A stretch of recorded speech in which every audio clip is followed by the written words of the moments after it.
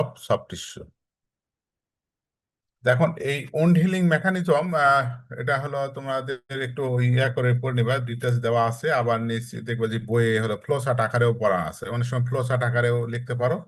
আর যদি briefly describe থাকে তাহলে তুমি সবই একটু ডেসক্রাইব করে লিখলে ভালো হয়। তো এই উন্ড হিলিং বা উন্ড রিপেয়ারকে সাধারণত দুটা স্টেজে ভাগ করা হয়, একটা হলো ফাইব্রোব্লাস্টিক স্টেজ আর একটা হচ্ছে ইপিথেলিয়াল রিজেনারেশন। ফাইব্রোব্লাস্টিক স্টেজের মধ্যে যেটা হলো inflammatory phase, collagen phase and maturation phase. আর ইপিথেলিয়াল রিজেনারেশনের মধ্যে হচ্ছে কন্ট্রাকশন ফেজ অ্যান্ড রিমডেলিং। তাহলে আমরা বলতেছি উন্ড হিলিং এর যে মেকানিজমটা দুটা স্টেজে সম্পন্ন হয়, একটা হলো ফাইব্রোব্লাস্টিক হিলিং আর একটা হলো ইপিথেলিয়াল রিজ। ফাইব্রোব্লাস্টিক যে স্টেজ, এটাকে আবার তিনটি ফেজে ভাগ করা হয়, একটা হলো inflammatory phase, collagen phase, maturation phase. আবার ইপিথেলিয়াল রিজেনারেশনটাকে আবার দুটি ফেজে ভাগ করা হয়, একটা হলো কন্ট্রাকশন ফেজ আর একটা হলো রিমডেলিং। আমি যদি একটু briefly বলি, যে আমরা জানি যে কোনো ধরনের একটা আঘাত বা ইনজুরি হইলে কি হয়, ওখানে ইনফ্ল্যামেশন তৈরি হয়, ইনফ্ল্যামেটরি সেল আসে। ইনফ্ল্যামেটরি সেল আসে সেখানে, বিভিন্ন ধরনের রিঅ্যাক্টিভ সেলগুলো আসে। তো আসার পরে একটা সময় কি হয়, ওখানে ব্লিডিংটা স্টপ করার জন্য শরীর থেকে কিছু ফ্যাক্টর রিলিজ হয়, যেটা কিনা ওই ফ্যাক্টরগুলোই ওখানে কিছু অ্যান্টি ক্লটিং মানে ক্লটিং ফ্যাক্টর কিছু এসে জমা হয়, যেটাতে ওই ব্লিডিংটা বা হেমোরেজ হলে সেটাকে কন্ট্রোল করার চেষ্টা করে। তো তারপরে একটা কোলাজেনের নেটওয়ার্ক আস্তে আস্তে তৈরি হয় ওখানে। অর্থাৎ যখন গ্রাজুয়ালি ওটা হলো আহ, প্রথমে হলো যখন ভেসো কনস্ট্রিকশন হয়, মূলত যেহেতু ইনজুরি হয়েছে ওখানে ব্লাড বেড়ে যায়, জন্য বডির ডিফেন্স মেকানিজমটা কি করে, ওখানে ভেসো কনস্ট্রিকশন করার চেষ্টা করে। তারপরে ভেসো ডাইলেটেশন হয়, ভেসো ডাইলেটেশন হলে কি হয়, ইনফ্ল্যামেটরি সেলগুলো ওখানে আসে, রিঅ্যাক্টিভ সেলগুলো আসে, এসে ওই জায়গাটাকে কন্ট্রোল করার চেষ্টা করে। কোনো ব্লিডিং হেমোরেজ এগুলো যাতে না হয় এগুলো চেষ্টা করে, এবং রিঅ্যাক্টিভ সেল আসে, এগুলো আসে। তারপরে আসতেই ওই উন্ডে, অর্থাৎ যখন উনটা তৈরি হল, তার মানে উন্ড হিলিংটা কখন হয়, উন্ড যখন তৈরি হচ্ছে, উন্ড তখন থেকে কিন্তু উন্ড হিলিং এর প্রক্রিয়াটা শুরু হয়ে যায়। অর্থাৎ উন্ড যখন তৈরি হলো, ওটার জন্য যে হিলিং এর জন্য আলাদাভাবে প্রস্তুতি শুরু করে শরীরের ডিফেন্স মেকানিজম, তা না। উন্ড হিলিংটা যখনই উন্ড তৈরি হচ্ছে তখনই থেকে কিন্তু উন্ড হিলিং মেকানিজমও স্টার্ট হয়ে যায় সঙ্গে সঙ্গেই।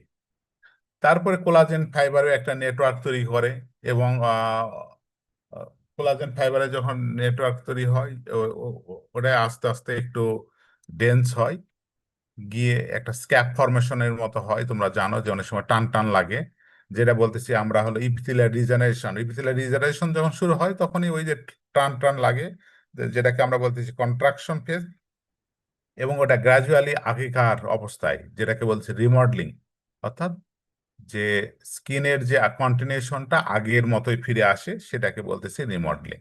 রিমডেলিং হইতে সাধারণত সময় বেশি লাগে, কিন্তু ওই যে কন্ট্রাকশনটা হয়, দেখবা যে কোনো কোনো দাগ কখনো মেশে না। কারণটা কি, অনেক সময় যদি কোনো একটা উন্ডের মাঝখানে যদি একটা দূরত্ব থাকে, তাহলে সেক্ষেত্রে কিন্তু ওই দাগগুলো মেশে না।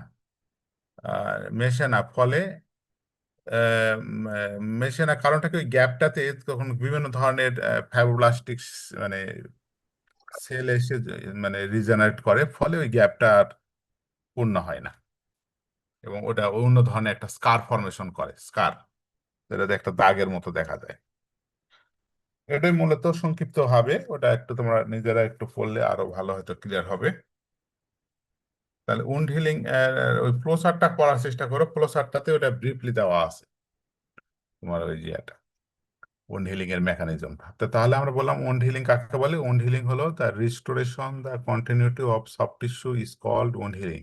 উন্ড হিলিং দুটি স্টেজের মাধ্যমে, দুটি মেকানিজম, উন্ড হিলিং মেকানিজমে দুটি স্টেজ আছে, একটা হলো ফাইব্রোব্লাস্টিক হিলিং বা ফাইব্রোব্লাস্টিক ফেজ স্টেজ, আর একটা হলো ইপিথেলিয়াল রিজেনারেশন। ফাইব্রোব্লাস্টিকের মধ্যে আবার তিনটি ফেজ আছে, একটা হলো ইনফ্ল্যামেটরি ফেজ, কোলাজেন ফেজ এবং ম্যাচুরেশন ফেজ। তারপরে রিমডেলিং এর মধ্যে আছে কি বলে, ইপিথেলিয়াল রিজেনারেশনের মধ্যে আছে হলো ইপিথেলিয়াল রিজেনারেশনের মধ্যে আছে কন্ট্রাকশন আর হচ্ছে রিমডেলিং। ঠিক আছে। আর এই এ হচ্ছে মানে তোমার হলো সংক্ষিপ্ত ভাবে মেকানিজম। তবে অনেক সময় স্ক্যাব ফর্মেশন করে, অনেক সময় দেখবা যে একটা সটলার মতো হয়, এটাও এক ধরনের কিন্তু হিলিং মেকানিজমের অংশ। কারণ কি ওখানে ডেড টিস্যু গুলো এক জায়গায় হয়ে ওগুলো একটা স্ক্যাব ফর্মেশন করে, যেটা কিনা ওই যে ফাইব্রিন ফাইব্রিনোজেন এগুলোর একটা নেটওয়ার্ক তৈরি করে, ফলে কোলাজেন ফাইবার তৈরি হয়। এগুলোর কারণে এই জিনিসটা তৈরি হয়। এখন একটা উন্ডের জেনারেল ম্যানেজমেন্ট অফ উন্ড, যে বেসিক প্রিন্সিপল আছে উন্ড ম্যানেজমেন্ট ট্রিটমেন্টে, যে কোনো উন্ডের একটা কিভাবে একটা কমন ম্যানেজমেন্ট করা হয় সেটি হলো যে maintenance of aseptic condition, careful debridement and trimming. অর্থাৎ প্রথম কথা হলো যে অ্যাসেপ্টিক কন্ডিশন মেনটেন করতে হবে। তুমি যে ইনস্ট্রুমেন্ট বা যে ইয়াগুলো, এই জন্য দেখো না যে আমরা যে কোনো একটা উন্ড হলে কি হয়, ভায়োডিন অথবা পভিডন সলিউশন অথবা তোমার ডেটল, স্যাভলন, এগুলো তো আমরা ক্লিন করি, কারণ এর মেন উদ্দেশ্য হলো অ্যাসেপ্টিক কন্ডিশন, অর্থাৎ কোন ধরনের জীবাণু যাতে ওখানে ব্লাডে না যায়। তারপরে হলো ডেব্রিভেন্ট অ্যান্ড ট্রিমিং, অর্থাৎ যদি কোনো ছোট ছোট পার্টিকেল থাকে ওই উনটাতে, সেই ওই ওই ওই ডেব্রিডেন্ট গুলো বা ওই ডেব্রিস গুলো রিমুভ করতে হবে। আর ট্রিমিং মানে এখানে যদি কোনো কারণে দেখা গেল যে একটা জায়গায় এমন ধরনের ল্যাসারেটেড টাইপের উন্ড হয়েছে, সেক্ষেত্রে কিছু কিছু অংশ ছিঁড়ে একটু বের হয়ে গেছে বেশি, তো সেই জায়গায় সেই প্রান্তগুলো আমরা কেটে ফেলতে পারি প্রয়োজনে। এটাকে বলতে ট্রিমিং বলতেছি। Irrigation of wound to remove debris and necrose tissue, অর্থাৎ ইরিগেশন করতে হবে কি দ্বারা, অ্যান্টিসেপটিক সলিউশন দ্বারা অথবা নর্মাল স্যালাইন দিয়ে আমরা ইরিগেশন করে নিতে হবে। করে নিয়ে আমরা এই যে টিস্যু ডেব্রিস যেগুলো হয়তো আরো ভিতরে লেগে আছে অথবা নেক্রোস টিস্যু আছে সেগুলো রিমুভ করার জন্য। তারপর gentle handling of the tissue, টিস্যুগুলোকে খুব জেন্টলি হ্যান্ডেলিং করতে হবে যাতে নতুন করে কোনো আবার ইনজুরি না হয়। কেয়ারফুল হিমোস্ট্যাসিস, অর্থাৎ যে ব্লিডিং গুলো হচ্ছে সেগুলো খুব কেয়ারফুলি কি করতে হবে, স্টপ করার জন্য সে ব্যবস্থা নিতে হবে। তো layer by layer closure of the tissue tension, অর্থাৎ যেহেতু মাসেলের লেয়ার ছিঁড়ে গেছে বা কেটে গেছে, তাহলে মাসেলের লেয়ারটা সুসার দিতে হবে। স্কিনের লেয়ারটা নষ্ট হয়ে গেছে, তাহলে স্কিন টু স্কিনের আবার সুসার দিতে হবে। এই জন্য বলতেছে layer by layer closure. Avoiding the use of irritant materials, যে ম্যাটেরিয়ালস গুলো ইরিট্যান্ট, দেখা গেল যে তুমি যদি ডেটল তুমি একটা ওপেন উন্ডে দাও, ওটা সাধারণত কোনো একটা সারফেসে দেওয়ার জন্য, কিন্তু ডেটল যদি তুমি একটা ওপেন উন্ডে দাও তাহলে কিন্তু ওখানে প্রচুর পরিমাণ যন্ত্রণা করবে। তো এই ডেটলটা এই এই ধরনের যারা ইরিট্যান্ট সাবস্টেন্স তুমি ওই সময় অ্যাভয়েড করার কথা বলা হচ্ছে। অ্যাপ্লিকেশন অফ অ্যানোডাইন প্রিপারেশন, অর্থাৎ যেগুলো সুথিং ইফেক্ট আছে, লাগাইলে আরাম পাওয়া যাবে, সেই ধরনের অয়েনমেন্ট অথবা লিনিমেন্টস এগুলো আমরা অ্যাপ্লাই করতে পারি। ঠিক আছে। এ হলো আমাদের 8টি পয়েন্ট বেসিক প্রিন্সিপলের মধ্যে। তো এগুলো আমাদের একটু খেয়াল রাখতে হবে। এখানে একটা যে বিষয় সেটা হলো যে এই যে যে কোনো wound, আমরা অ্যাবসেস হোক আর যে কোনো ওপেন wound হোক, এই যে ভালো করে ইরিগেশন করাটা কিন্তু খুবই গুরুত্বপূর্ণ। তুমি যদি যদি একটা উন্ড অথবা অ্যাবসেস এই ধরনের যেগুলো, এগুলো কিন্তু ইরিগেশন, অর্থাৎ সেটা ভালোভাবে ক্লিন করতে যদি পারা যায়, ওয়াশ করা যায়, তাহলেই কিন্তু অনেক মানে ওর 80% ওই উন্ডটা রিকভারির চান্স বেড়ে যায়। তো অনেকেই আমরা এই কাজগুলো ভালোভাবে করি না। তো ইরিগেশন সাধারণত তুমি যদি মনে করো একটা ওপেন বড় ধরনের ওন্ড হয় যেখানে একটা ক্যাভিটির মতো হয়ে গেছে, অথবা যে কোনো ধরনের ওন্ড, ওটাতে তুমি নর্মাল পানি দেওয়া যাবে না, কারণ পানিতে মধ্যে পানি কিন্তু নর্মাল পানিতে কিন্তু অনেক ধরনের জীবাণু থাকতে পারে। এই জন্য যদি তুমি ওই জায়গাটা যদি নর্মাল স্যালাইন দিয়ে তুমি পরিষ্কার করে দাও, ভালোভাবে একদম স্প্রে করে করে পরিষ্কার করে দাও, তাহলে কিন্তু অনেক ক্লিন হবে। এবং তারপরে যদি তুমি অ্যান্টিসেপটিক সলিউশন দিয়ে আবার ওখানে আবার ক্লিন করো, তারপরে যদি তুমি ওখানে অ্যান্টিবায়োটিক পাউডার অথবা অয়েনমেন্ট এগুলো লাগাও, তাহলে কিন্তু ওই গুণটা খুব দ্রুত ভালো হবে। তবে অ্যান্টিবায়োটিকের কথা হলো যে আমরা উন্ড হইলে অ্যান্টিবায়োটিক কেন দেই, অ্যান্টিহিস্টামিনিক কেন দেই, অ্যান্টি ইনফ্ল্যামেটরি কেন দেই? অ্যান্টিবায়োটিক এই জন্যই দেই যে কোন না কোনো ভাবে যদি কিছু অপরচুনিস্টিক অর্গানিজম যেগুলো শরীরে থাকে, অথবা কোনো কারণে ওর মধ্যে কিছু জীবাণু হয়তো ভিতরে ঢুকে যেতে পারে, প্রবেশ করে, সেক্ষেত্রে এগুলো থেকে যদি মারাত্মক আকার ধারণ না করে, এই জন্য আমরা কি করতে হবে, ওই অ্যান্টিবায়োটিক গুলো দেওয়া হয়। এছাড়া অন্য কোনো কারণ নেই।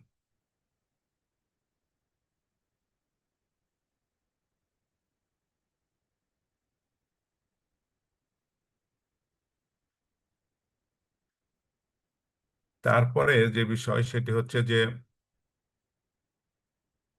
আহ, এই যে ক্লোজ করাটা, এখন কথা হলো যে তুমি যদি একটা ডগ বাইট উন্ড হয়, ডগ বাইট উন্ড, তাহলে সেক্ষেত্রে তুমি কিন্তু ওই উন্ডটা ক্লোজ না করার জন্য বলা হচ্ছে। তুমি যদি করো ক্লোজ, সেটা খুব মানে ইয়া করে, কারণ কি ডগ বাইট উন্ড গুলো দেখা গেছে যে যদি তুমি এমনি ক্লোজ করো, দেখবে যে ওখানে পরবর্তীতে ইনফেকশন হচ্ছেই কোনো না কারণে। এই জন্য ডগ বাইট উন্ড গুলো সাধারণত আমরা ইয়া করি যে ক্লোজ না করার জন্য। তবে সেক্ষেত্রে যদি কোনো কারণে বেশি মেজর টিস্যু লস হয় অথবা ইনজুরি হয়, ছিঁড়ে যায়, কেমড়ের কামড় দিয়ে উঠে এনেছে, তাহলে কিছুটা অংশ আমরা অবশ্যই আহ, আমরা সুচার দিব, তবে ওখানে ইরিগেশনের জন্য ব্যবস্থাও রাখবো। এবং আর একটা বিষয় যে অনেক সময় আমরা যে এই যে ডগ বাইটের কথা যেহেতু আসলো, যে ডগ বাইট হলে দেখা গেল যে একটা ফেস রিজন অথবা সামনের মাথা বা চোখ মুখ এগুলোতে কুকুর কামড়াইছে, দেখা গেল যে তারা ভ্যাকসিন দিয়েছে, তারপরে 1 মাস 1.5 মাস পর দেখা বলতেছে, বা 1 মাস পর বা 15 দিন পর বলতেছে যে কুকুরটা বা গরুটা তো ওই কুকুরে কামড়াইছিল, এরপরে আবার পাগলা হয়ে যাচ্ছে। তো এটার কারণটা কি? ভ্যাকসিন তো দিল, তার ফেল হলো কিভাবে? তো এক্ষেত্রে যেহেতু আমরা জানি যে র্যাবিস ভ্যাকসিন, র্যাবিস অর্গানিজমটা নার্ভের মাধ্যমে যায়, এই জন্য এই যে জায়গাগুলোতে, যে জায়গাতে মানে কুকুর কামড়াইছে, এই জন্য ওখানেও আহ, ওর চতুর্দিকেও তোমাকে এই ভ্যাকসিনটা দিয়ে দিতে হয়, এবং ওই জায়গাটা খুব ভালোভাবে ক্লিন করতে হয়। এই হালকা কুসুম গরম গরম পানি দিই আর কি, গরম পানি এবং সাবান দিয়ে, তোমরা জানো। কারণ আমরা র্যাবিসের অর্গানিজমটা সাধারণত এটা 40 ডিগ্রি সেলসিয়াস তাপমাত্রায় মারা যায়, তাহলে 40-এর বেশি যদি তাপমাত্রার পানি দিয়ে ওই জায়গাটা ক্লিন করি, তো তাহলে ওই জীবাণুটা কিন্তু সঙ্গে সঙ্গে মারা যাবে। এবং তারপরে যদি তুমি ওটাতে মানে প্রায় 30 মিনিট ধরে সাবান দিতে বলা হচ্ছে, যে 20 থেকে 30 মিনিট তুমি যদি সাবান দিয়ে ঘষো, তো তারপরে ক্ষারের কারণে যেহেতু ওটা ইয়া হলো অ্যাসিডিক ব্যাকটেরিয়া, অ্যালকালাইনের কারণে কি হবে, ওটা মারা যাবে। তো এইভাবে তোমাকে কিন্তু নিতে হবে, কারণ প্রায়ই শোনা যায় যে আমরা ভ্যাকসিন দিয়েছি, অনেক খামারিয়া বলে যে ভ্যাকসিন তো দিলাম তারপরে ইয়া হলো কেন। তো এগুলো মূলত আমরা ডক্টররা যখন এই জিনিসগুলো হ্যান্ডেলিং করি, তখন আমরা এই বিষয়গুলো খেয়াল করি না। এরপরে হলো যে precaution to reduce suture related infection. Suture related, সুচারের কারণে যদি সুচারে যদি কোনো ইনফেকশন হয় বা অ্যাবসেস ফর্মেশন করে, তখন তাকে বলা হয় স্টিস অ্যাবসেস। স্টিস অ্যাবসেস, এটা কিভাবে রিডিউস করা যায়? They avoid suturing infected or highly contaminated wound, অর্থাৎ কোনো জায়গায় পাস ফর্মেশন করছে অথবা বেশি কন্টামিনেশন হয়েছে, এই ধরনের উন্ডগুলো সাধারণত আমরা সুসার করব না। Minimise bacterial contamination by use of antibiotics, যেটা আমি বললাম। Place suture with minimum trauma to tissue, তো সুসার দেওয়ার সময় যাতে মিনিমাম ট্রমা হয়, কারণ বেশি ট্রমা হইলে ওখানে আবার নতুন করে ইনজুরি সৃষ্টি হবে। Use few or fine সুসার if সুসার use in our, মানে যদি সুসার দেওয়ার প্রয়োজনই হয়, তাহলে তোমার ফাইন, অর্থাৎ যে সুসারটা ওখানে না দিলে নয়, এই ধরনের সুসার ম্যাটেরিয়ালস আমার ব্যবহার করতে হবে। হয়তো তুমি এমনি মোটা একটা জিনিস ব্যবহার করলা যেটা ওখানে প্রযোজ্য নয়, তাহলে কিন্তু ওটা সমস্যা। এই জন্য ওখানকার জন্য সুইটেবল সুসার ম্যাটেরিয়ালস ব্যবহার করতে হবে। Use smallest needle possible for suture, খুব চিকন ছোট ধরনের নিডিল ব্যবহার করতে পারলে ভালো। কেন? যে নিডিলের কারণে তো তুমি যদি মোটা নিডিল হয়, বড় নিডিল হয়, তাহলে সেটি বেশি টিস্যু ইনজুরি করবে। তো সেক্ষেত্রে ওখানে তো ওই ওখানকার সারাউন্ডিং অর্গানিজম গুলো ওখানে চলে আসতে পারে, ফলে উন তৈরি হতো। কারণ আমরা যখন সুচার দিতেছি, এগুলো ওয়ান্স কাইন্ড অফ কিন্তু উন তৈরি করতেছি আমরা নতুন করে। এই জন্য এই জিনিসগুলো যত কম কম হয়, তাহলে আমরা এই যে স্টিচ অ্যাবসেস, ঠিক আছে, অনেক সময় precaution, write down the precaution to avoid or reduce the stitch abscess বলা হলো। অনেক সময় সরাসরি সুসার রিলেটেড ইনফেকশন না বলে স্টিচ অ্যাবসেস বলা হলো, তাহলেও কিন্তু এই কথাগুলি লিখতে হবে।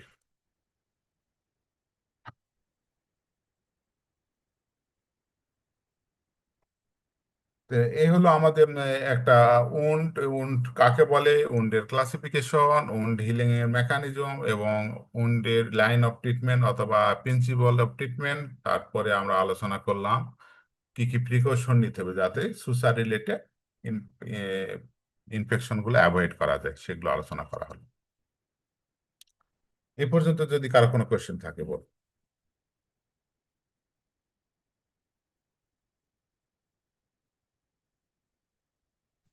আসসালামু আলাইকুম স্যার। হ্যাঁ বল। স্যার, র্যাবিস ভ্যাকসিন ভ্যাকসিন নিষ্ক্রিয় করার জন্য 40 ডিগ্রি সেলসিয়াস তাপমাত্রায় মানে পানি দিয়ে পরিষ্কার করতে হবে আপনি বলেছিলেন। হুম। তো এটা দ্বারা পরিষ্কার করলে কি স্কিনে বার্ন হতে পারে, মানে পুড়ে যেতে পারে কি আবার, বা অন্যান্য তুমি ক্ষতি হবে নিজে কিনা? চিন্তা করো যে তোমার তোমার স্কিন, তোমার মানুষের নর্মাল বডি টেম্পারেচার কত, বা একটা অ্যানিমেলের বডি টেম্পারেচার কত নর্মাল? 37 থেকে 38। Yes sir.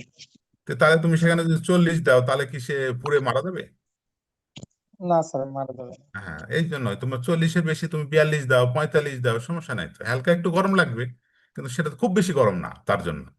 তুমি তো 100 ডিগ্রি সেন্টিগ্রেড দিতেছো না, তুমি দিতেছো 40 ডিগ্রি, 42 ডিগ্রি। ঠিক আছে। জি স্যার, বুঝতে পারছি। আর কারো কোনো কোশ্চেন?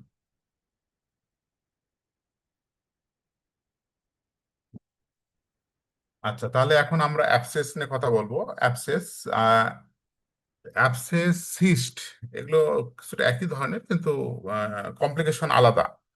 অ্যাবসেস যেটা আমরা ফোড়া বলি, অ্যাবসেস মূলত ডেফিনেশনটা যেটা হলো circumscribed cavity contain pus or cavity contain pus is call abscess. তো আমি সাধারণত যে ডেফিনেশনটা পছন্দ করি সেটা হলো circumscribed cavity containing pus is called abscess. ঠিক আছে, এটা হলো টিপিক্যাল অ্যাবসেস, যেটা কিন্তু একটা ক্যাভিটির মধ্যে থাকে। কোনো সার্কামস্ক্রাইব মানে আবদ্ধ ক্যাভিটি, যার কোনো মুখ নাই, সেটাকে বলতেছি আমরা অ্যাবসেস। ঠিক আছে, এখন কথা হলো যে আমরা অনেক সময় একটা জায়গায় উন্ড হইছে, উন্ডের ওখানে পাস ফর্মেশন করছে, তাহলে ওটাও অনেকে আমরা অ্যাবসেস বলি। আসলে ওটা অ্যাবসেস নয়, ওটা one kind of dirty wound. কারণ আমরা ডার্টি উন্ডের ডেফিনেশন জানি যে যেখানে যদি সেকেন্ডারি ব্যাকটেরিয়া গ্রো করে ওখানে পাস ফর্মেশন করে তখন তাকে বলতেছি আমরা ডার্টি উন্ড। তাহলে ওটা কিন্তু এক ধরনের উন্ড, ডার্টি উন্ড, ওটা অ্যাবসেস নয়। অ্যাবসেস হতে গেলে অবশ্যই একটা সার্কামস্ক্রাইব ক্যাভিটি হতে হবে যার মধ্যে পাস ফর্মেশন করে। তো তাহলে এই যে অ্যাবসেসটা কেন হয়, কোনো কারণে কারণে যদি কোনো একটা ট্রমাটিক ইনজুরি হয়, কোনো একটা টিস্যু ভিতরে ড্যামেজ হয়, তাহলে ওই টিস্যুকে কেন্দ্র করে ওখানে কিছু অর্গানিজম গ্রো করে। এই অর্গানিজমটা যখন গ্র্যাজুয়ালি মাল্টিপ্লাই করে, বিশেষ করে পাথোজেনিক যে ব্যাকটেরিয়াগুলো আছে সেগুলো যদি ওখানে তৈরি হয়, স্টেফলোকক্কাস, স্ট্রেপ্টোকক্কাস, স্টেফাইলোকক্কাস, এগুলো, তো এগুলো যদি ওখানে তৈরি হয় তখন আস্তে আস্তে টিস্যু নষ্ট করে, ফলে ওখানে পাস ফর্মেশন হয়। এবং ওটা ক্যাভিটির মধ্যে অনেক সময় আস্তে আস্তে স্কিনে, অনেক স্কিনের টিস্যু লস করতে করতে থিনিং হয়। প্রথমে এই অ্যাবসেসটা এই জন্য আমরা বলতেছি immature abscess, mature abscess. Immature অ্যাবসেসটা কোনটা? যেটা কিনা সয়েলিং হয়, পেন থাকে, কিন্তু কোনো ধরনের পাস ফর্মেশন এখনো ভিতরে হয় নাই, কিন্তু ওইরকম হচ্ছে, অর্থাৎ সয়েলিং হয়ে গেছে একটা জায়গা, উঁচু হয়ে গেছে, ব্যথা আছে, তাহলে ওটাকে আমি ধরে নিতে পারি যে এটা হলো ইম্যাচিওর অ্যাবসেস হতে পারে। তো এখন ইম্যাচিওর অ্যাবসেস যে হবে বিষয়টি তা না, অনেক সময় তুমি একটা আঘাত পেয়েছো জন্যই যে অ্যাবসেসে যাবে না, তা না। কিন্তু যদি ওখানে কি হয়, যদি পাসফরমিং ব্যাকটেরিয়া গ্রো করে এবং টিস্যু লস করে, তাহলে কিন্তু অ্যাবসেস হবে, আদারওয়াইজ কিন্তু হবে না। এখন তাহলে অ্যাবসেসটা অনেক সময় দেখো উঁচু হয়ে গেছে একটা জায়গায়, তুমি দেখা যাচ্ছে কয়েকদিন ধরে ব্যথা এবং উঁচু হয়ে আছে, তাহলে ওটাতে দেখবা যে ব্যথা যতক্ষণ আছে বা হাত দিলে শক্ত মনে হয়, তখন দেখবা এটাকে বলা হচ্ছে ইম্যাচুর অ্যাবসেস। আর যদি ম্যাচুর অ্যাবসেস হয় তাহলে কি হবে, ওখানে দেখবা যে আস্তে আস্তে থিনিং হয়ে যাবে, স্কিনটা খুব থিনিং হবে, এবং হাত দিলে ওখানে দেখা যাবে সাদা সাদা একটু মুখের মতো দেখা যাবে, যে সাদা বোঝা বোঝা যাইতেছে, এবং হাত দিলে একটা ধরনের ডই ফ্ল্যাক্সেশন থাকবে। তোমরা মেডিসিন পড়ছো নিশ্চয়, তো মেডিসিনে তোমরা ডই ফ্ল্যাক্সুয়েশন থাকবে, পালপেশন করলে ডই একটা ফ্ল্যাক্সুয়েশন থাকবে। সেই ডো বা দই ফ্লাক্সেশনটা দিয়ে আমি ধারণা করবো এটা অ্যাবসেস হয়েছে। তো এই ধরনের যে অ্যাবসেস, এটাকে বলতেছে অ্যাবসেস। তো এখন একটা ম্যাসিউর অ্যাবসেস এর কি কি থাকে? অ্যাবসেস এর সাধারণত একটা ওয়াল থাকে আর একটা হলো কন্টেন্ট থাকে। কন্টেন্টের মধ্যে এই যে dead seal tissue, blood, debris এগুলো থাকে। ঠিক আছে।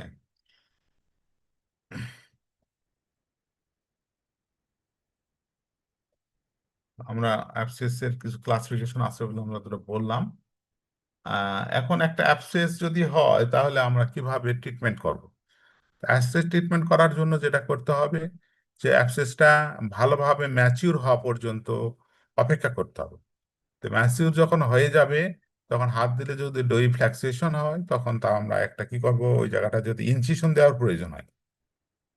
সাধারণত গরুর ক্ষেত্রে ইনসিশন দিতে হয়, কারণটা কি ওইটা মানে হিউম্যানের মতো ওইভাবে আস্তে আস্তে ম্যাচিউর হয়ে সরাসরি ওপেনিং তৈরি করে না, বা করলেও খুব সময় লাগে।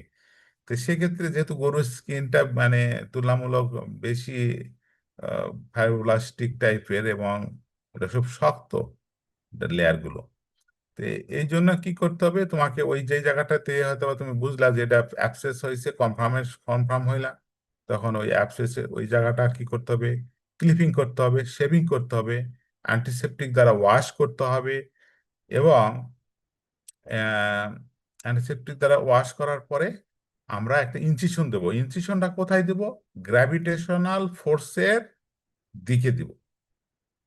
গ্র্যাভিটেশনাল ফোর্সের দিকে, অর্থাৎ গ্র্যাভিটেশন, আমরা একটা জিনিস বল উপরের দিকে ফেলে দিলে কোথায় যায়? নিচের দিকে যায়। তাহলে এমন ভাবে দিব যেখান থেকে ফ্লুইড বা ডিসচার্জ গুলো সহজেই নিচের দিকে পড়ে যাবে, এরকম একটা জায়গাতে আমরা ইনসিশনটা দিব। অর্থাৎ গ্র্যাভিটেশনাল ফোর্সের দিকে আমরা আমরা ইনসিশনটা দিব। তো ছোট করে আমরা একটা স্কালপেল দিয়ে ইনসিশন দিব এবং ভালোভাবে ইরিগেশন করব। কি দ্বারা ইরিগেশন করবো? প্রথমে হাইড্রোজেন পার অক্সাইড প্রথমে চাপ দিব, চাপ দিয়ে পাসগুলো বের করে ফেলার চেষ্টা করব। একটা গজ, স্টেরাইল গজ দিয়ে ক্লিন করে নেব। তারপরে কি করবো, ভিতরে যে আরো পাসের ডেব্রিস থাকতে পারে, এই জন্য আমরা হাইড্রোজেন পার অক্সাইড দিব। হাইড্রোজেন পার অক্সাইড দেওয়া মাত্রই ওখানে প্রচুর পরিমাণ অক্সিজেনেশন হবে, ফলে অনেক বাবল তৈরি হবে। এবং ওগুলো আবার ভালো করে কি করতে হবে, একটা গজ অথবা কটন দিয়ে ভালো করে ক্লিন করে নিতে হবে। তারপরে আমরা কি করতে, এইভাবে আমরা দুইবার করতে পারি। তারপরে আমরা যেটা করতে পারি সেটা হলো যে পভিডন আয়োডিন সলিউশন একটা গজে নিয়ে আবার ইরিগেশন করব, ভালোভাবে ওখানে ক্লিন করব, ড্রেসিং করব। করার পরে যেহেতু একটা অ্যাক্সেস এখানে ভিতরে একটা ক্যাভিটির মতো আছে, সেই জন্য কি করব, ওইভাবে দুইবার ক্লিন করার পর আরেকটা গজে অ্যান্টিসেপটিক দিয়ে চুবানোর পরে পুরো ফ্লুইড সহ ভিতরে প্রবেশ করাবো না, কিছুটা ফ্লুইড ফেলে দিব, দিয়ে ওই গজটা আমরা ওই উন্ডের মধ্যে বা অ্যাবসেসের মধ্যে দিয়ে দিব। দিয়ে কি করব, আমরা এভরি অল্টারনেটিভ ডে, অর্থাৎ একদিন পর পর আমরা এটাকে ড্রেসিং করব। অর্থাৎ ওই গজটাকে আবার বের করে ফেলে আবার নতুন করে একই পদ্ধতিতে হাইড্রোজেন পারঅক্সাইড, দেন তোমার পভিডেন্ট সলিউশন, এগুলো দ্বারা আমরা ক্লিন করব। তো এই ধরনের উনগুলোর ক্ষেত্রে, যদি অ্যাবসেসের ক্ষেত্রে যদি তুমি নর্মাল স্যালাইন ব্যবহার করো পরিষ্কার করার জন্য, এটাও কিন্তু খুব ভালো। আমি দেখছি যে নর্মাল স্যালাইন ব্যবহার, আমি যখন এখানে হসপিটাল যাইতে ছিলাম, তখন আমি একটা ইয়া করেছিলাম যে নর্মাল স্যালাইন দিয়ে ইরিগেশন করা ভালো করে। আমি দেখছি যে এই উনগুলো খুব দ্রুত, খুবই দ্রুত মানে রিকভারি করে, খুবই দ্রুত। নর্মাল স্যালাইন দিয়ে ভালোভাবে যদি তুমি পরিষ্কার করে নাও, তারপরে হাইড্রোজেন পারঅক্সাইড দাও, আর পরে যদি তুমি ইয়া দাও, ওই যে প্রভিডেন্ট সলিউশন দিয়ে গজ ঢুকাই রাখো প্রপারলি, তাহলে কিন্তু খুব সুন্দর করে তুমি ড্রেসিংটা খুব সুন্দর হইলে কিন্তু, মানে এরকমও আছে যে দেখছি যে আমি অনেক সময় স্টুডেন্টরা ড্রেসিং করতেছে, হয়তো 8-10 বার ড্রেসিং হয়েছে কিন্তু উন্ডের তেমন রিকভারি করে নাই। কিন্তু দেখা গেল যে ড্রেসিংটা আমি একবার করছি, পরের বারে দেখা গেল যে না, উন্ডার ভিতরের দিকে অনেক ধরনের টান, মানে ছোট হয়ে আসতেছে, অর্থাৎ সে অলরেডি হিলিং প্রসেসটা খুব ত্বরান্বিত হচ্ছে। কারণটা কি, তোমাকে ড্রেসিং করাটা খুব স্কিলফুলি করতে হয়। তো এখানে একটা বিষয় যে আমি কেন গজ আমরা প্রভিডেন্ট সলিউশন দিয়ে আবার ভিতরে দিতেছি, কারণটা কি, এই গজটার কাজটা কি? এই গজটা দিয়ে রাখতেছি, এর দুটি ফাংশন। একটা হলো সে কন্টিনিউয়াস ওখানে একটা ইরিটেশন দিবে, ওই যেহেতু ওই টিংসার অফ আয়োডিন ইরিটেন্ট দেয়, কিছুটা ইরিটেশন দেয়, বা টিংসার আয়োডিনটাই বেশি ভালো, কিন্তু এখন পাওয়া যায় না, প্রভিডেন্ট আয়োডিন আমরা দিই। এটা যেহেতু ওখানে হালকা ইরিটেশন দিবে, ফলে কি হবে, ওখানে হিলিং প্রসেসটা দ্রুত হবে। দুই নম্বর যে বিষয়টাই আমি কেনই বা বললাম যে গছটা পুরোপুরি ভিজানো অবস্থায় না দেওয়ার জন্য, কিছুটা শুকায় মানে একটু ফ্লুইডটা কিছুটা ফেলাই দিয়ে। কারণটা কি? যেহেতু একটা ওপেন ওন একটা ক্যাভিটি আছে, ওখান থেকে কিছু না কিছু ডিসচার্জ বের হবে। তাই এই ডিসচার্জটা তাহলে ওই গছটা যদি একটু শুকনা থাকে তাহলে কি হবে, ওই ডিসচার্জটাকে সে অ্যাবজর্ব করবে। ফলে কি হবে, ওই ডিসচার্জটা ওখানে হিলিং প্রসেসকে হ্যাম্পার করতে পারবে না। এই জন্য আমরা গছটা একটু মানে চিপে দিব, চিপে ভিতরে ঢুকাই দিব। এভাবে আমরা করলে ভালো। কিন্তু তুমি যদি ওটা সহ রাখো তাহলে দেখবে যে ওই ডিসচার্জ সহ ওই দিকে উতলায়ে পড়ার মতো বা পুরা গায়ে পড়তেছে। মানে দেওয়ার পর থেকে দেখতেছো পরের দিন থেকে মানে মানে দেখেই বোঝা যাবে যে ওখানে ঘা হয়ে কেমন যেন বের হয়ে যাচ্ছে, দিয়ে মানে কষানি ধরতেছে মনে হবে। কারণ কি, ওটা তো ফ্লুইডটা অ্যাবজর্ব করার যে ইয়াটা সেটা নেয়।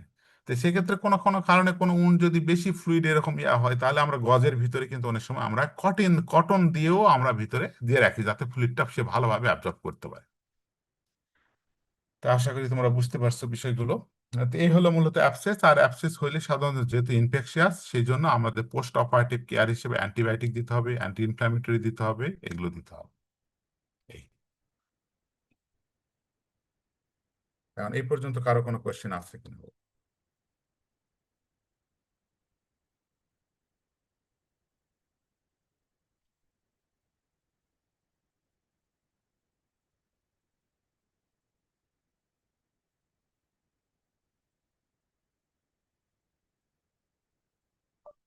কোয়েশ্চেন আছে কিনা?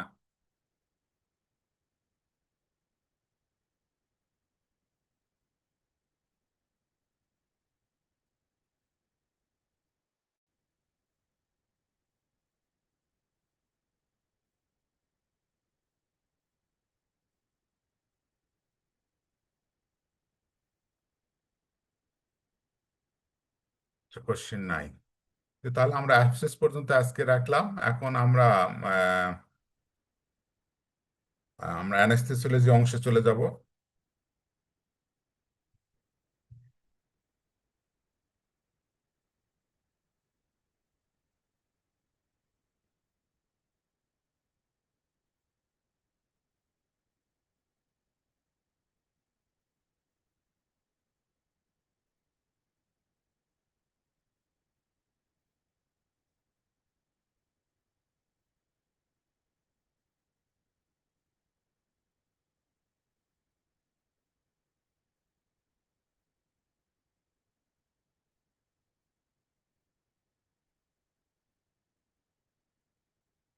অ্যানেস্থেসিওলজিতে আজকে আমরা একটা ডগ এবং ক্যাটের কিভাবে জেনারেল অ্যানেস্থেসিয়া করা হয় সেই বিষয়টি আলোচনা করব।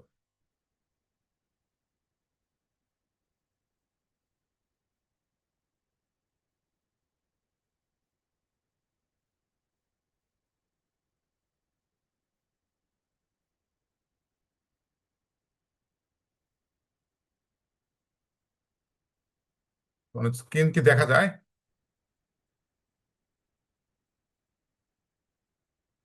স্ক্রিনে দেখা যায়?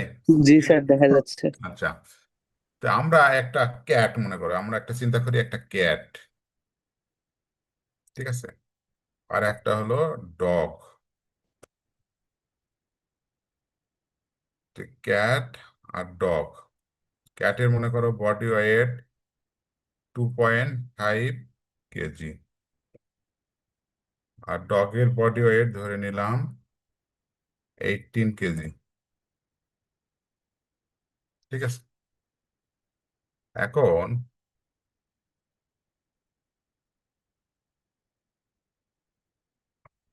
এখন আমাদের আমরা যে অ্যানেস্থেসিয়া করি, এই অ্যানেস্থেসিয়ার জন্য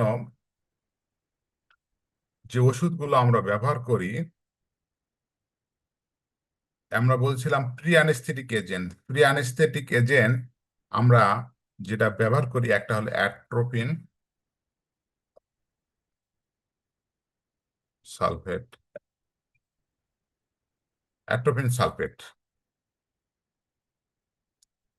তারপরে আমরা ব্যবহার করি জাইলাজিন হাইড্রোক্লোরাইড।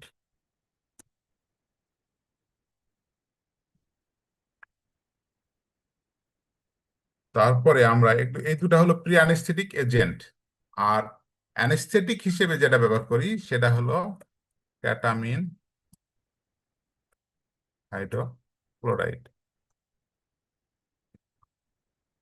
হাইড্রোক্লোরাইড এখন এই তিনটি ওষুধই আমরা খুব, আমাদের দেশে খুব কমনলি ব্যবহার হয়। এছাড়া অন্যান্য ওষুধও আছে, তো তোমাদের কমন যেটা সেটাই শিখাইতেছি যাতে তোমরা মনে রাখতে পারো, এবং এটা জানলে তুমি অন্যগুলো পারবা।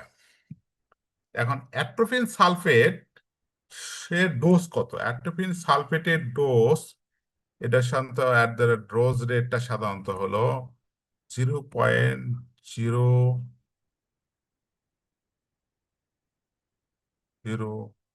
অ্যাট্রোপিন সালফেটের ডোজ মুখস্থ আছে, মনে আছে? সেদিন কালকে বলছি, সেদিন ইয়াতে বলছিলাম। ডকক্যাটের ক্ষেত্রে কত, কে বলতে পারো?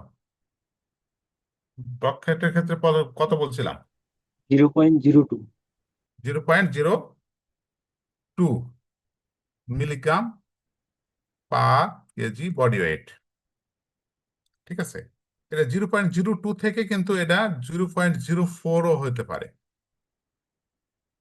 আর জাইলাজিন হাইড্রোক্লোরাইডের ডোজ হচ্ছে 1.1, মানে 1 থেকে 1.1, অথবা অনেক সময় এটা কিন্তু 0.5 থেকে 1.1ও হতে পারে milligram per KG body weight. এই দুটা ডোজ, উপরের দুটা ডোজ মোটামুটি প্রত্যেকটা অ্যানিমেলেরই মোটামুটি কমন, কিন্তু সাধারণত আমরা ডগ ক্যাটের ক্ষেত্রে কত ব্যবহার করবো সেটা আমরা পরে আসতেছি।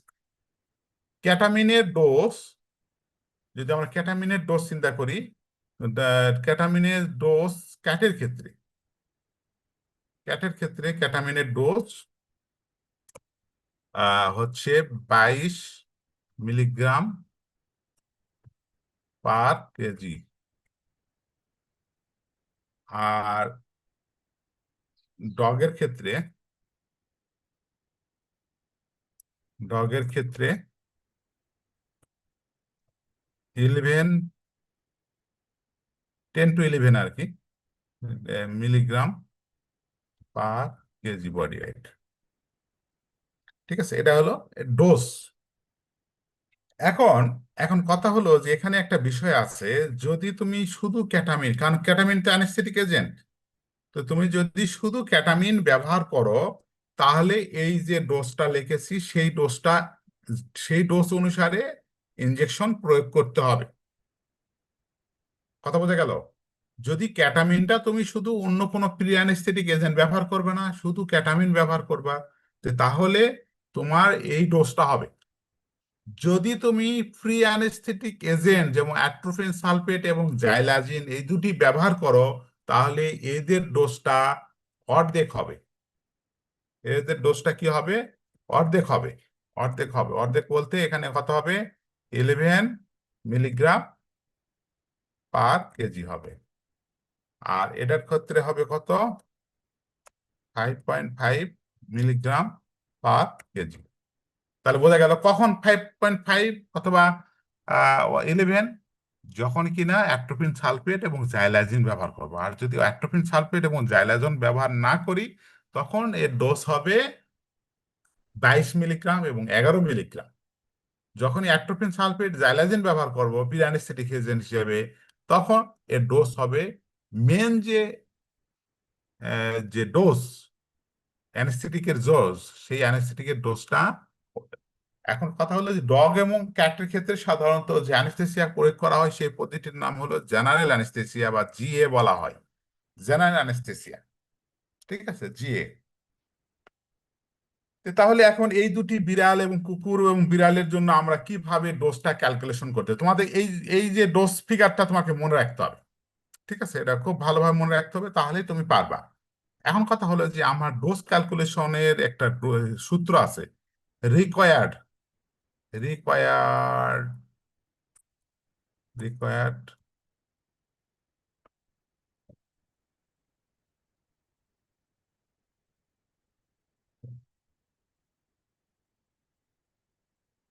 required dose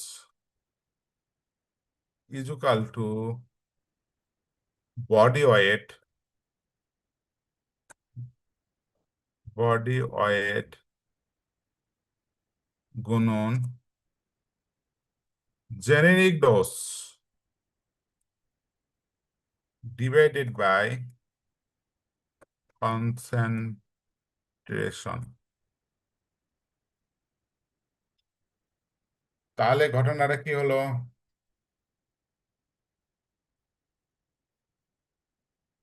তাহলে এখানে আমাদের কি বিষয়, যেটা হলো যে এটা হলো সূত্র, যে আমার একটা ওষুধ কি পরিমাণ লাগবে সেটা নির্ভর করবে তার বডি ওয়েট, জেনেরিক ডোজ এবং ওই ওষুধের ঘনত্বের উপরে। তাহলে এখন মনে করো আমরা যদি একটা যে অ্যানিমেলটার আমরা কি করব, মানে যে ওষুধটা প্রয়োগ করতে চাই, যে কোনো, সেটা এটা অ্যান্টিবায়োটিক হোক আর এই এই অ্যানেস্থেটিক হোক, সব ক্ষেত্রে এই সূত্রটা প্রযোজ্য। এখন মনে করো এই ক্যাট, তাহলে ক্যাটের তুমি ওজন মেপে তুমি ওজনটা পেয়ে গেছো, বডি ওয়েট কত, 2.5 কেজি বডি ওয়েট পেয়ে গেছো। এর সাথে তোমার গুণ দাও, গুণ, এখন জেনেরিক ডোজ মানে এই যে উপরে যে ডোজটার কথা আলোচনা করলাম প্রথমে, এইটাই হচ্ছে জেনেরিক ডোজ। তো এখন আমার মনে করো আমি অ্যাট্রোপিন সালফেট কি পরিমাণ লাগবে সেটা আমি ক্যালকুলেশন করব। তো তাহলে অ্যাট্রোপিন সালফেট কি পরিমাণ লাগবে সেটা আমি ক্যালকুলেশন করতেছি, যে আমি অ্যাট্রোপিন সালফেট কেমন লাগবে। অ্যাট্রোপিন সালফেট আমি সংক্ষিপ্ত লিখলাম। তো তাহলে অ্যাট্রোপিন সালফেটের জন্য কি বললাম, আমাদের বিড়ালের ওজন হলো 2.5 কেজি, জেনেরিক ডোজ হচ্ছে 0.02 মিলিগ্রাম পার কেজি।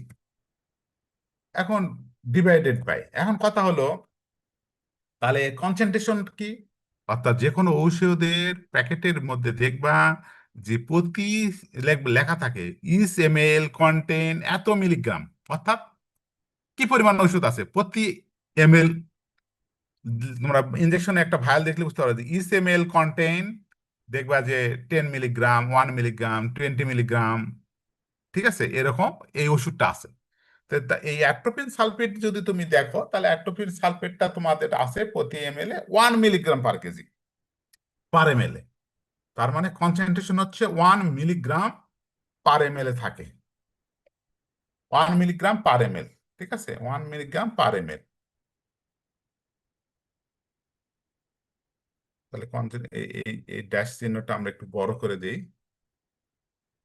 তাহলে তাহলে এখানে এখন এটা ক্যালকুলেশন করলে কত হয়, করে তো দেখি, ক্যালকুলেটর টিপো। তাহলে আমরা বডি স্যার ওয়েট পেলাম 0.05 0.05, 05 0.05,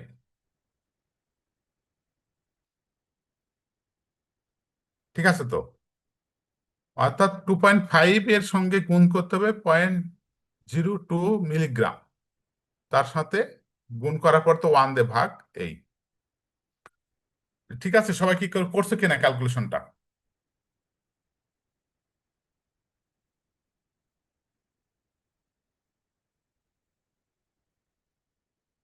জি স্যার। সবার কি একই আসছে? জি স্যার 0.0। হ্যাঁ, তাহলে তাহলে এটা আমাদের আসতেছে 0.05 মিলিগ্রাম, মনে করো সমান দিয়ে আসলো। তাহলে এটা হলো কত মিলিগ্রাম, কত ml আসলো, কিন্তু এটা হলো ml আসলো।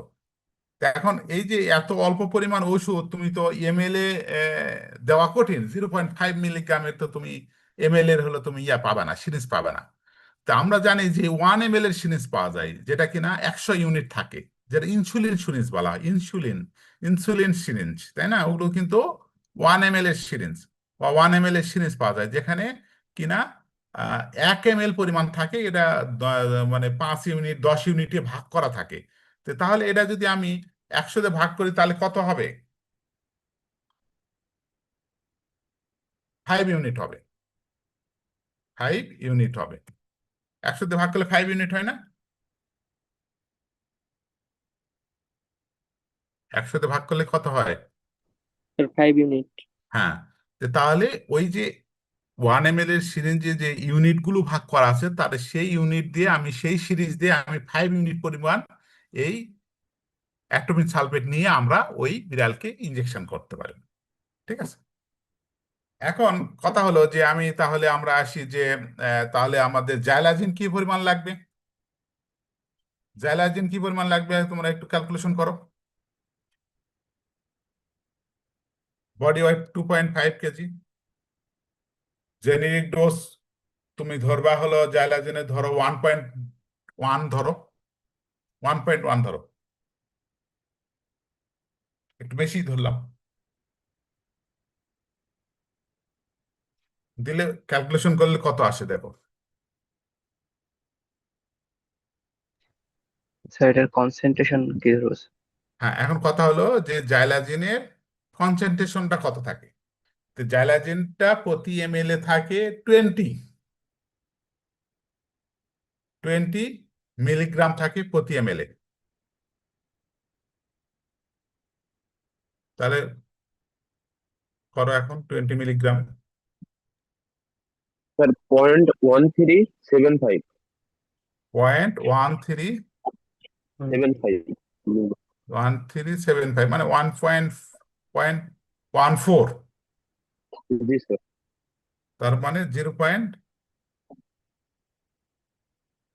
এটা এত এমএল। এটাকে যদি আমি ইয়া করি, ইউনিটে কনভার্ট করি, তাহলে কত হবে? তেরো sir point 13 four unit. Unit তার মানে আমরা 14 ইউনিট ধরতে পারি, 14 অথবা 15 ইউনিট ধরতে পারি। 14 ইউনিট ধরলাম, 14 ইউনিট, তাহলে হয়ে গেল। তাহলে এখন একইভাবে এখন ক্যাটামিনের ডোজ দেখো। ক্যাটামিন, ক্যাটামিন কি পরিমাণ লাগবে?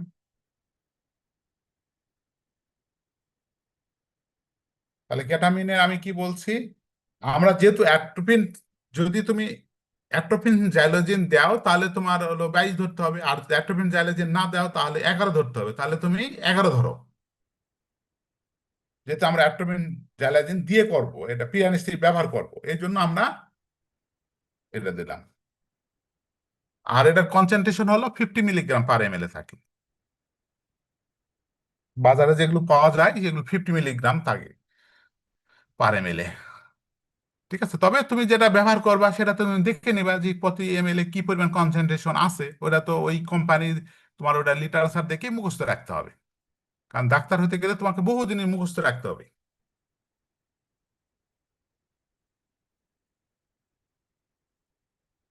0.55 ml, তাহলে এটা সমান 5.5 ইউনিট অথবা 6 ইউনিটের মতো আসে আর কি। ও 55 ইউনিট, সরি, 55 ইউনিট আসে। ঠিক আছে, তাহলে 55 ইউনিট এটা লাগবে। এই যে তার মানে তুমি যদি এখন তুমি যখন ওষুধ তুমি প্রয়োগ করবা, তখন তুমি কিন্তু একটা সিরিঞ্জে একটা 3টা ওষুধ, তুমি যদি সবচেয়ে বেস্ট ইয়া হলো, তুমি 3টা ওষুধ তুমি 3টা 1 ml এর সিরিঞ্জে তুমি আগে ডোজ ক্যালকুলেশন করে নিবা। অপারেশন করার আগে কি করবা, তুমি অপারেশন করা প্রয়োজন, তুমি সুন্দর করে কি করবা, আগে গরু ওই ওটার বডি ওয়েট তোমার নেওয়া থাকবে, তারপরে তুমি ডোজগুলো ক্যালকুলেশন করে ফেলবা একটা খাতায়। ঠিক আছে, ওই জন্য তুমি প্রেসক্রিপশন প্যাড যেটা ব্যবহার করতেছো ওর সাইড দিয়ে তুমি ওখানে ডোজ ক্যালকুলেশন করে লিখে দেখো যে এটা ক্যাটামিন এতখানি, এটা এতখানি দিলা। ক্যালকুলেশন করার পরে তুমি নিজে মনে রাখবা যে তুমি নিজে যদি এই কাজগুলো করো, সার্জন তুমি নিজেই এই কাজগুলো করলে বেশি ভালো। অর্থাৎ তুমি নিজেই ওষুধটা প্রয়োগ মানে তুলবা সঠিকভাবে। তাছাড়া তুমি যদি কাউকে দেও তোমার অ্যাসিস্ট্যান্টকে, তাহলে তুমি নিজে অবশ্যই মনিটরিং করতে হবে, কারণ সে কিন্তু অনেক সময় ভুল করতে পারে। তবে মেন ক্যালকুলেশনটা তোমাকেই করতে হবে। করে তুমি 3টা সিরিঞ্জ নিলা, তো 3টা সিরিঞ্জে তুমি গায়ে ছোট ছোট টেপ দিয়ে বা ইয়া দিয়ে তুমি লিখে দিবা যে তুমি কোনটাতে কোন ওষুধ তুলতে চাও। অ্যাট্রোপিন হলে অ্যাট্রোপিন লিখে রাখো, জাইলাজিন জাইলাজিন লিখে রাখো। তারপরে তুমি কোনটা কোন ওষুধ কতখানি লাগবে সেটা তুললা, কারণ তুমি 3টা যদি তুলে তুমি গায়ে নাম লিখে রাখো তাহলে তো বুঝতে পারবে না যে তুমি কোনটা জাইলাজিন কোনটা ক্যাটামিন, সেক্ষেত্রে তুমি প্রয়োগ করতে সমস্যা হবে। ঠিক আছে, তবে তুমি অ্যাট্রোপিন এবং জাইলাজিন তুমি একই সিরিঞ্জেও উঠাইতে পারো। এটা তুমি ইনজেকশন করে দিলা, দেওয়ার পরে সে যখন একটু ড্রাউজিনেস আসলো, একটু ঘুম ঘুম ভাব আসলো, তাহলে ওইটা দেওয়ার মোটামুটি 10 মিনিট পরে, 10-15 মিনিট পরে যখন সে একটু ঘুম ঘুম ভাব আসবে, বা 10 মিনিট পরে তারপরে তুমি ক্যাটামিন ইনজেকশনটা করে দিবে। ঠিক আছে, সবই মাংসের ইনজেকশন করা হয়, তবে ক্যাটামিন ইন্টারভেনাসও দেওয়া যায়। ইন্টারভেনাস দিলে সঙ্গে সঙ্গে সে ঘুমে যাবে, সঙ্গে সঙ্গে ঘুমে যাবে। আর মাসেলে দিলে একটু সময় লাগে। তাহলে একইভাবে তোমরা একটু ডগের ক্ষেত্রে একটু ইয়া করো, ক্যালকুলেশন করো ডগ। এই তোমাদের ব্যাচে কি ছাত্রী নাই নাকি? কোনো ছাত্রী কণ্ঠ শোনা যায় না। আছি স্যার। কি করো? বৈশাখী পান্তা খাও না কি করো? ডগের ক্ষেত্রে ক্যালকুলেশন করো। এবার রেসপন্স করবে ছাত্রীরা ডগের ক্ষেত্রে ক্যালকুলেশন করে। বলো অ্যাট্রোপিন কতখানি লাগবে, অ্যাট্রোপিন সালফেট।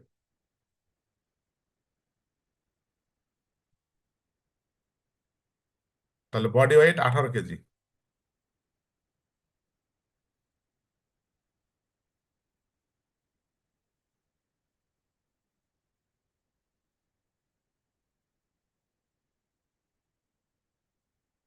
Sir 0.36 millilitre. আচ্ছা লেখো, তাহলে অন্যরাও একই আসে কিনা দেখো। স্যার এটা কি এখানে স্যার 36 ইউনিট লাগবে? 36 ইউনিট, আচ্ছা। তারপরে জাইলাজিন।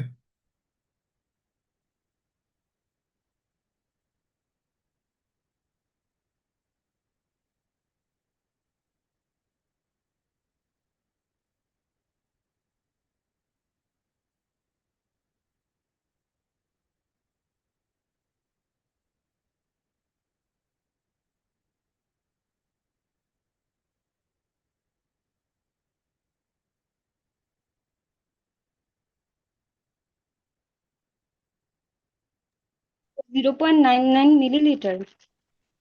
99 ইউনিট। তাহলে কত ইউনিট হয়? 99।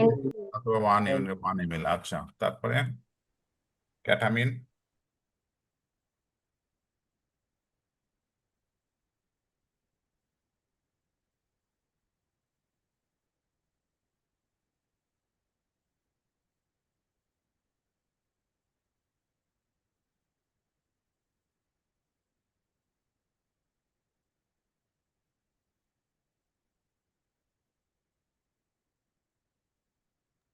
স্যার 3.96। 3.9। 396 ইউনিট। হ্যাঁ, 396 ইউনিট। 396 ইউনিট তো আমার এখানে আসবো না। যখন 1 ml এর বেশি হয়ে যাবে তখন আমি 1 ml এর এমএল হিসাবেই হিসাব রাখবো। ঠিক আছে, ঠিক আছে, 1 ml এর হিসাব রাখবো। তো সেক্ষেত্রে আমি ওই 5 ml এর সিরিজ ব্যবহার করতে পারি। অথবা ওইগুলো, কারণ কি ওগুলো তো 1 ml এর বেশি, কারণ 1 ml এর সিরিজ তো আর আমি ব্যবহার করতে পারবো না। সেক্ষেত্রে 3 ml এর সিরিজ ব্যবহার করতে পারি। ঠিক আছে, যখন 1 ml এর কম থাকবে তখন আমরা ইউনিট হিসেবে ইয়া করব। আর 1 ml এ যখন বেশি বেড়ে যাবে তখন সেটা এমএল হিসেবেই গণ্য করে সেই সিরিজ ব্যবহার করব। সিরিজ মানে হয়তো 3 ml এর হতে পারে, 5 ml এর হতে পারে। এই, তাহলে তোমাদের এই পর্যন্ত সবার ক্যালকুলেশনটা বুঝতে পারে মানে পারো নাই এরকম কেউ আছো কিনা? হ্যাঁ, এটা হলো মেন বেসিক। এটা তুমি পারলে তুমি যে ওষুধই প্রয়োগ করতে চাও এই অনুসারে তুমি প্রয়োগ করবা।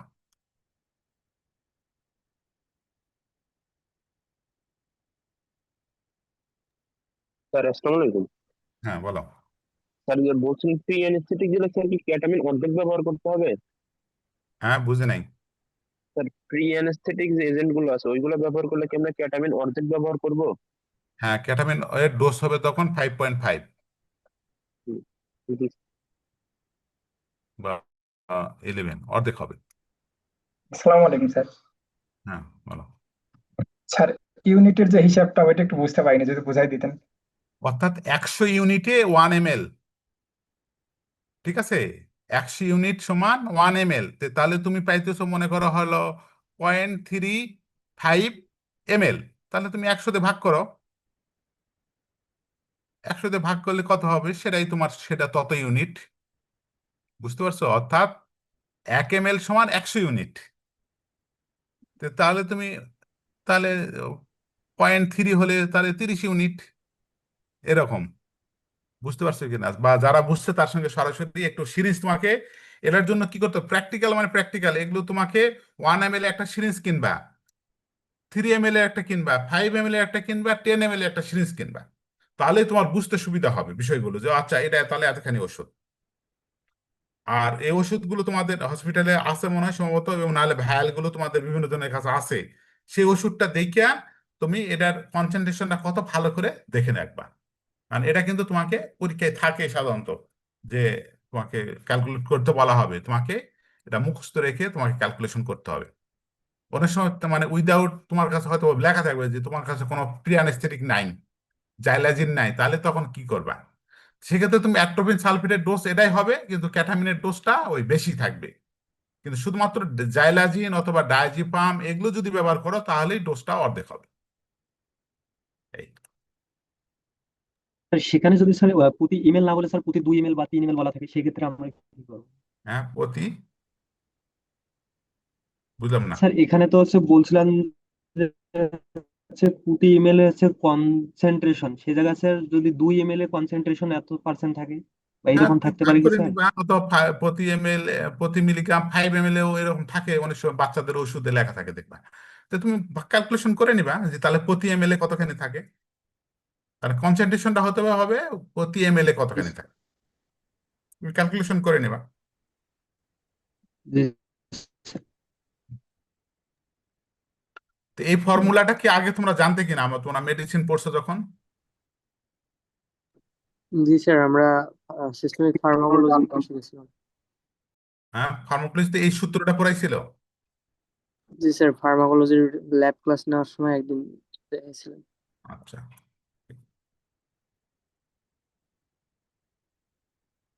তাহলে এই ফর্মুলাটা ব্যবহার করে তোমরা যে কোনো অ্যান্টিবায়োটিক বা এগুলো তুমি প্রত্যেকটাই তুমি এইভাবে তোমরা করতে পারবে।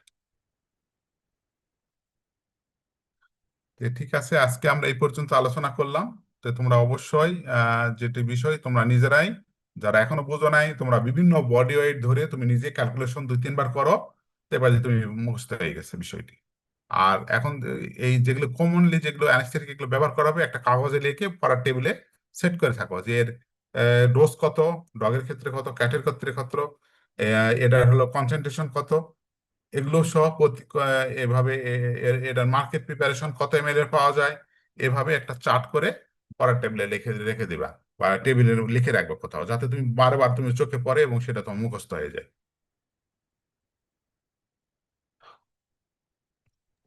তো ঠিক আছে, হ্যাঁ বলো। স্যার, জাইলাজিন না থাকলে অ্যাট্রোপিনের ডোজ কি আর কি ক্যাটামিনের ডোজটা কি ফুল হবে না স্যার? হ্যাঁ, ফুল হবে। শুধু অ্যাট্রোপিন ব্যবহার করলেও তোমাকে ওটা ফুল হবে, কারণ অ্যাট্রোপিনের মেন কাজটা হচ্ছে ওই মানে প্যারাসিম্যাথোলাইটিক, তো কারণ ওটা দিয়ে তোমার ডোজটা অর্ধেক করা যায় না মূলত। ডিপ্রেসেন্ট হচ্ছে তোমার এই যে জাইলাজিন, ডায়াজিপাম, এগুলো হলো তোমার মানে ডিপ্রেসেন্ট। অ্যাট্রোপিন ব্যবহার করা হয় এই জন্য যাতে স্যালাইভেশন, বমিশন এগুলো না হয়, কিন্তু তাকে তোমাকে ওই সে ঘুম পাড়াতে সাহায্য করবে না। জি স্যার, বুঝতে পারছি। স্যার, হ্যাঁ বলো। প্রি অ্যানেস্থেটিক এজেন্ট কি সবসময় দুটো ইউজ করতে হবে, যে কোনো একটা ইউজ করলে হবে স্যার? এই দুটা হলো সেফ বেশি আর কি, এই দুটি ব্যবহার করলে সেফ, সবচেয়ে ভালো প্রুভেন যাকে বলে। এখন তুমি যদি না ব্যবহার করো তাও সমস্যা নেই, শুধু ক্যাটামিন ব্যবহার করতে পারো, কোনো সমস্যা নেই। অনেক জায়গায় করে ক্যাটামিন ব্যবহার করে, এই সরকারি হসপিটালগুলোতে ক্যাটামিন, এই জাইলাজিন এগুলো তো সাপ্লাই তেমন পাওয়া যায় না, অ্যাট্রোপিন আর ক্যাটামিন ব্যবহার করে। এই তবে এটা আমি যেটা বলতেছি এটা সবচেয়ে সেফ, তুমি যে কোনো জায়গায় ব্যবহার করতে পারো। এছাড়া আরো অনেক আমরা জেনারেল অ্যানেস্থেটিক যখন পড়াবো তখন দেখবো যে আরো অনেক অ্যানেস্থেটিক আছে, তুমি সেটা সেই অনুসারে তুমি ব্যবহার করতে পারো। জি স্যার। আচ্ছা, যদি কারো কোশ্চেন না থাকে তাহলে আমরা আজকে এই পর্যন্ত রাখতেছি। ধন্যবাদ সবাইকে।